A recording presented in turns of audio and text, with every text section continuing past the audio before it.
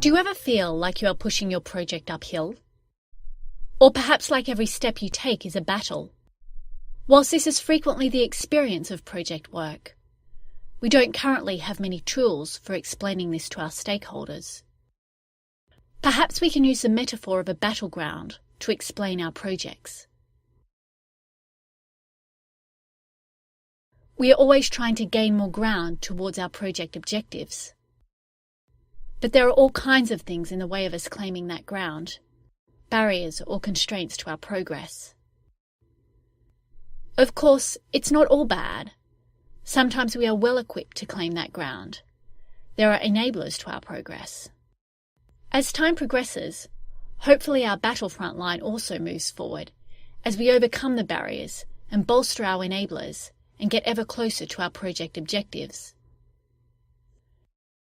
The project space model is a tool which assists you in discussing this concept of constraints and enablers to your project's progress, and how this is affecting your ability to deliver.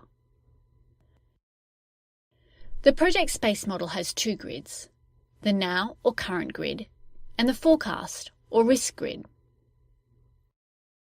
There are two main types of things we show on the project space model: enablers to progress and constraints to progress.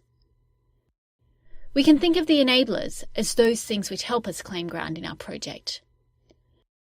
Constraints are those things which will prevent us from achieving our objectives. We show enablers as green triangles. Constraints are shown as orange circles. A bigger triangle or circle means greater impact. A smaller triangle or circle means less impact. Constraints or enablers actually affecting our project frontline now are shown in the current grid. If that constraint or enabler is likely to remain around for a while, unless we take some action, it is higher up the grid. It's lower down the grid if it is likely to disappear in a relatively shorter period of time if there's no intervention. Constraints or enablers that may affect our project's progress are in the forecast grid. You can think of these as risks, threats or opportunities. In the forecast grid, constraints or enablers further down are more likely to be realised. An easy way to remember this is that a constraint or enabler further towards the bottom of the forecast grid is more likely to end up in the current grid. The status bar in the current grid is literally your project's front line. How far, in terms of time, is your project progressed? Constraints or enablers impacting you now will always be directly around that status line. Constraints or enablers in the forecast grid are placed according to when they are expected to be realised.